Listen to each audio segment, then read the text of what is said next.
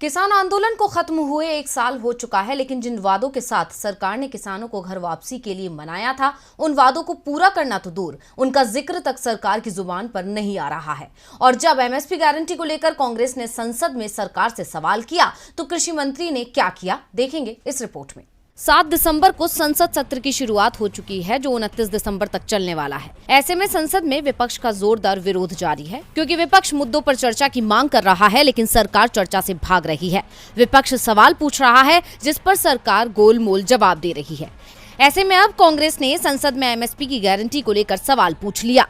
MSP को लेकर जैसा कि सदन जानता है, देश जानता है, एक बहुत बड़ा आंदोलन हुआ देश में, 750 किसानों की जानें भी कुर्बान हुई।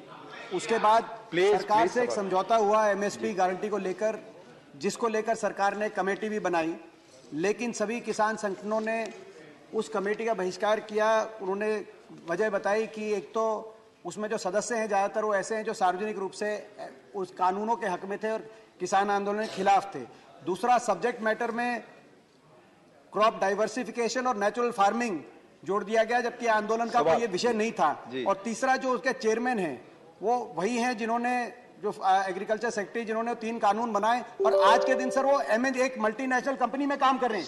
सर वो आज के दिन वो सरकार, वो रिटायर हो चुके हैं मल्टीनेशनल, वो सरकार, वो देश के किसान का भविष्य निर्धारित करेंगे। मैं सरकार से पूछना चाहता हूं सर, मैं सरकार से पूछना चाहता हूं, उन 750 किसानों को श्रद्धांजलि देते हुए पूछना चाहता हूं कि वो एमएसपी के समझौते को सरकार कब तक लागू करेगी। मैं पूछना चाहता हूं, उन एमएसपी पे गारंटी के समझौते को सरकार कब तक लागू करेगी। और वो जो चेयरमैन है, वो जो एमएनसी में काम कर रहे हैं, एमएनसी कंपनी, मल्टीनेशनल कंपनियों के में नौकरी करने वाले देश के किसान का भविष्य निर्धारित करेंगे। मैं पूछना चाहता हूं। पिछले साल किसानों के आंदोलन के बाद किसानों को न्यूनतम समर्थन मूल्य देने के वादे पर कांग्रेस नेता दीपेंद्र सिंह हुड्डा ने जब सवाल किया, तो कृषि मंत्री नरेंद्र सिंह तोमर ने कांग्रेस पर किसानों के मुद्दे पर झूठ की राजनीति करने और कृषि कानूनों पर दोहरा मापदंड अपनाने का ही आरोप लगा दिया।